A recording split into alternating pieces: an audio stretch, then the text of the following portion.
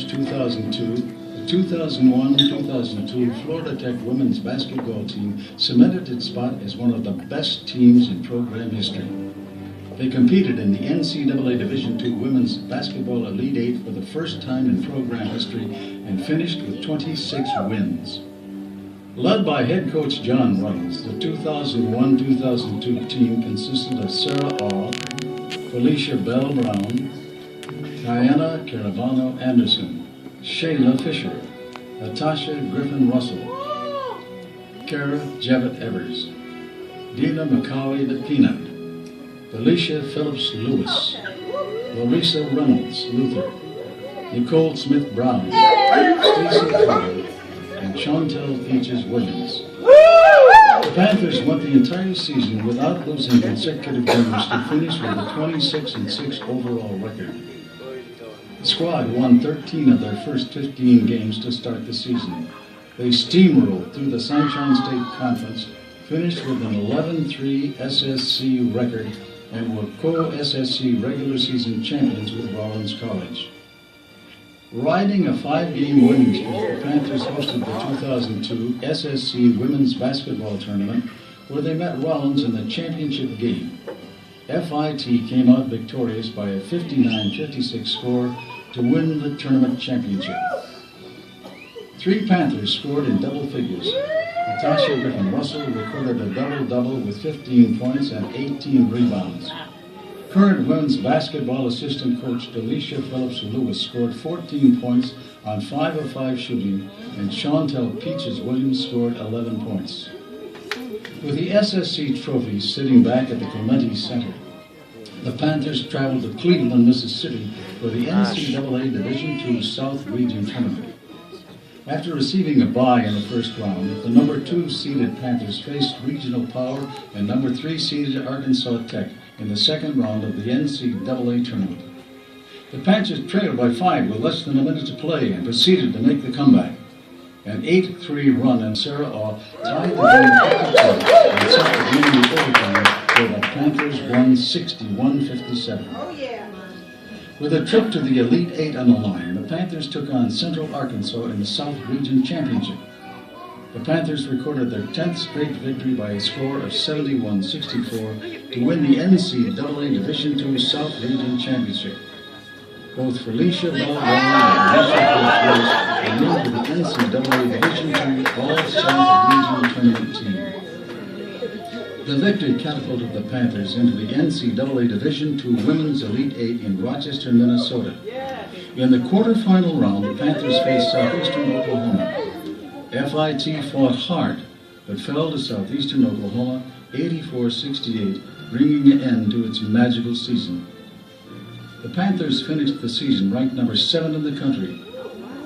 That ranking capped off the accolades and achievements the 2001-2002 team earned during the season.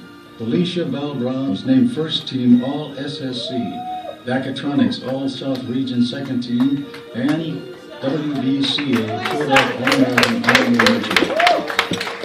Chantel Peaches Williams was selected second team All-SSC, and head coach John Ruddles won his 4th SSC Coach of the Year award. The 2001-2002 women's basketball team still has a hold on the program today. Felicia Bell Brown, Natasha Griffin Russell, and Chantel Peaches Williams finished their careers playing in 118 consecutive games, a program record.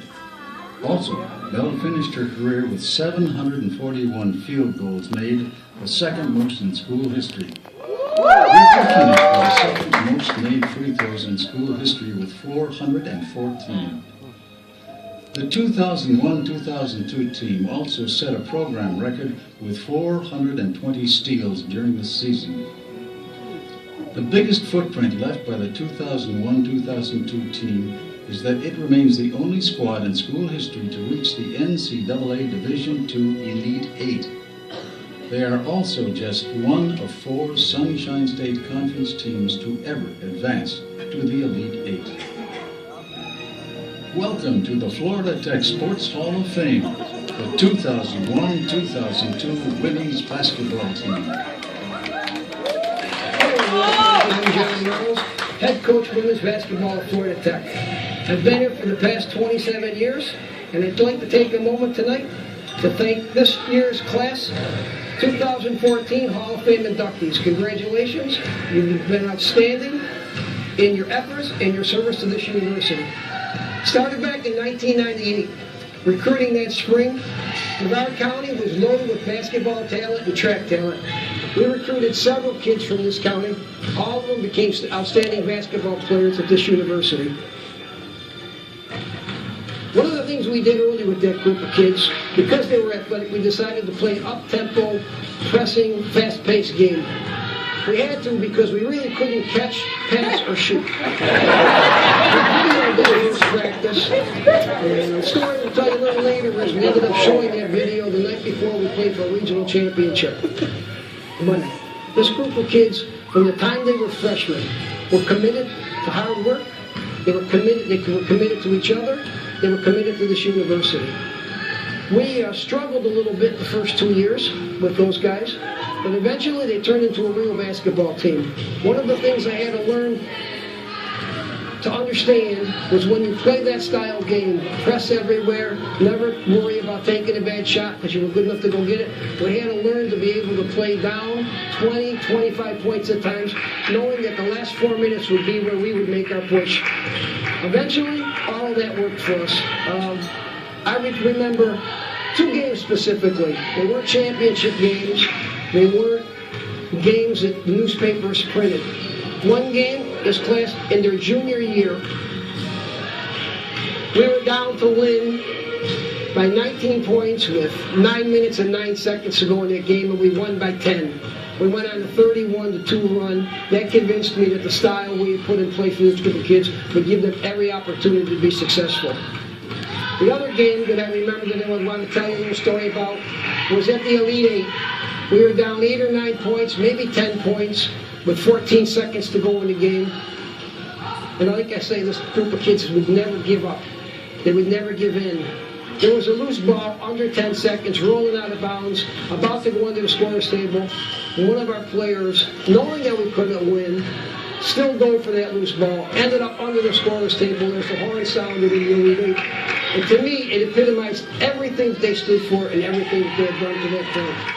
Another story about this team is that all teams that get players inducted into a Hall of Fame and all teams that have success always have a standout player.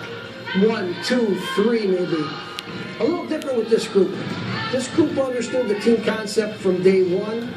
We had kids who could score, we had kids who could rebound, we had kids who could play defense, we had kids who could pass, we had kids who would come off the bench and play whatever role their coach and their teammates needed for them. I think the thing that stood out to me more so than with any other team I've coached, that this team always knew, that every player on this team always knew their role. Everyone was committed to the success of the group. No one was selfish, never. Great teammates, outstanding group of kids, evidenced by their graduation rate while they were here and the success they've had throughout their years since they've left Florida Tech. I'm proud of each and every one of them. In the last 10 or 12 years, they do stay in contact with me. They're probably a little bit better than I am at it. I have new groups of kids, but it's part of the foundation they've laid that's helped us be successful for the years to follow. I want to take a moment to thank all of you guys for everything you've meant to me, for everything you've meant to this program. Like all true players and all great players, it's not so much what you took from Florida Tech, it's what you left. And every time I walk in that gym, I know that each and every one of you have left part of your hearts there. I thank you for that. I thank you for the example you set, the foundation you've helped build for the players we have today. Thank you.